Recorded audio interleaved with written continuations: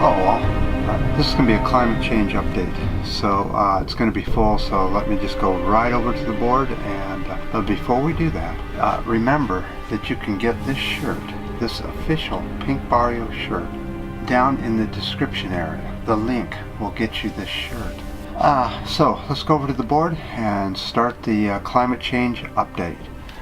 Okay, so there's been another heat extreme weather event, the warmest June on record in 122 years. That makes it number 13 in a row. 13 months in a row now with record-breaking heat.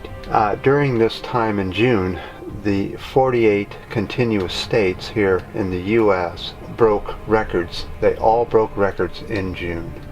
In West Virginia, we had a flash flood that killed 25 people in West Virginia. The death toll from weather extremes is starting to mount. In Southern Europe, they're expecting a heat wave and temperatures to become 44 C or 111 Fahrenheit to 115 Fahrenheit, which is 46 C. Also in the Arctic, we're seeing record high temperatures. Let's go take a look at that.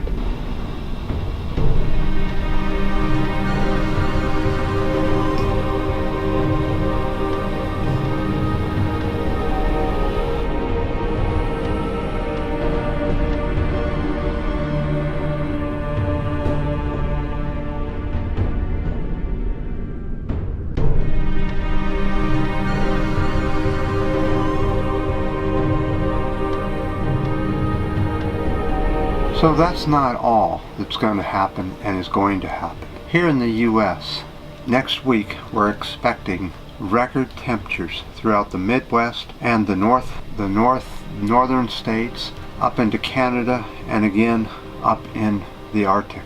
Record temperatures.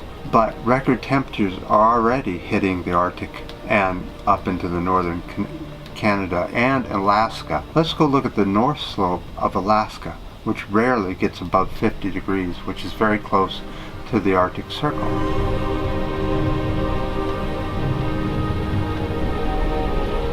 So we'll be following the heat wave here in the U.S. coming up next week, probably Wednesday, Thursday, Friday of next week, like a week from tomorrow, which is Friday. We should start seeing some record amounts of heat and some severe thunderstorms because of it, is what's being forecast. For anybody that keeps up with the technical stuff, they're expecting a 600 millibar above this, what they're calling a heat bubble. That's the highest ever recorded. Usually 500 is a record, is way up there, but 600, that's amazing. So let's go find out what the CO2 count is doing. Fortunately, this is the time of the year that it goes lower. So, but we're still way up in the 400s. We haven't dropped below 400 at all, and we're not expected to ever again in our lifetime.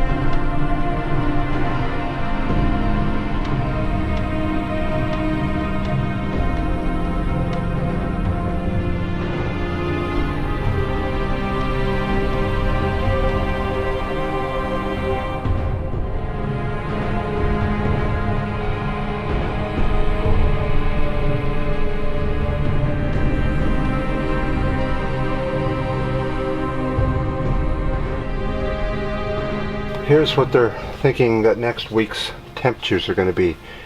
Here's the US and Canada up in here. The heat bubble is this area here, as you can see. 100s up into Canada. Down here in the south, 111 to 114. In the southwest, 116, could be parts of some area. And up in Seattle, also up into the 100s.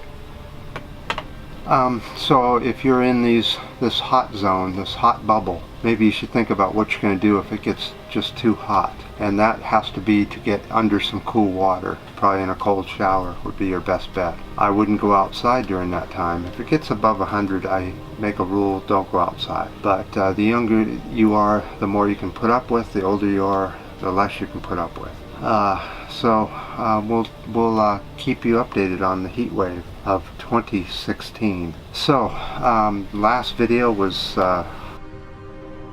politics, and the discussion was good, and I don't know how many more of these I'll do on politics. As I've said before, it makes you kind of sick, all the stuff going on. So I appreciate all the ups and downs and the new subscribers, and until next time.